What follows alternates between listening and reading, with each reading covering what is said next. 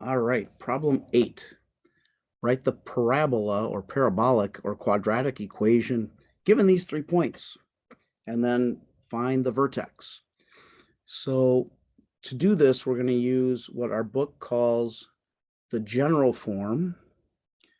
I'm going to use y equals ax squared plus bx plus c. And we're going to plug in the x coordinate and the y coordinate for each of the points to get 3 different equations. So 0 equals a times 0 squared plus b times 0 plus c. 1 equals a times 1 squared plus b times 1 plus c. And negative 1 equals a times 2 squared plus b times 2 plus c. And now we're going to simplify this first one. We get 0 squared times a, which is 0, 0 times b, which is 0. So we actually get 0 equals c. It's very helpful. In the second equation, 1 equals, well, 1 squared is 1 times a gives me a. 1 times b is b. And we already know that c is equal to 0. So that's my equation. The third one, 2 squared is 4 times a and 2 times b. So now I can figure out what a and b are by just using these 2 equations. So if you have a point with an x coordinate of 0, it really limits the work you need to do. What I'm going to do is take my first equation and multiply by negative 2. So I get negative 2 equals negative 2a minus 2b. My second equation stays the same. And when I add these, negative 2 plus negative 1 is negative 3. Negative 2a plus 4a is positive 2a. Negative 2b plus 2b is 0. So I can figure out a by dividing both sides by 2.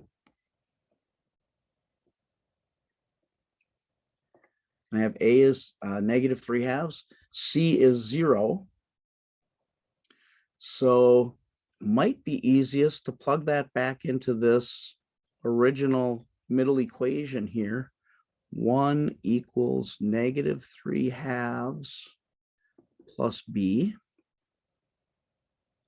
Again, you could convert that to a decimal. I am going to choose not to. If I add 3 halves to both sides, I get 5 halves equals b. So my equation becomes y equals negative 3 halves times x squared plus 5 halves times x. So there's the first part of the problem. Find the equation. Now we're going to find the vertex. And the vertex, the x coordinate, is the opposite of b over 2a. So the opposite of negative 3 halves divided by 2 times 5 halves. This is 3 halves divided by 2 times 5 halves. Well, the 2's cancel. That gives us just a total of 5. Dividing by 5 is the same as multiplying by 1/5. So we get 3 over 10 for the x coordinate of our vertex.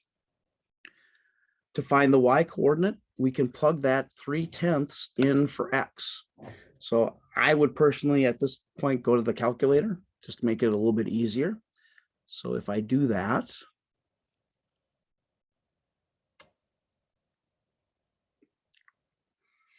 I am going to get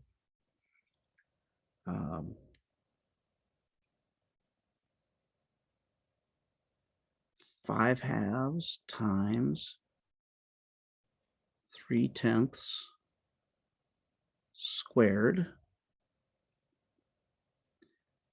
minus 3/2 times 3/10.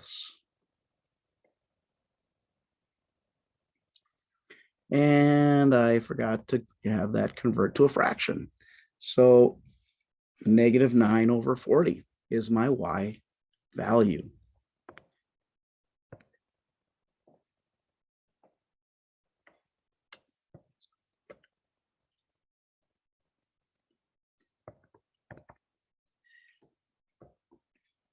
So my vertex is the point 3/10, -9/40. And that's problem number 8.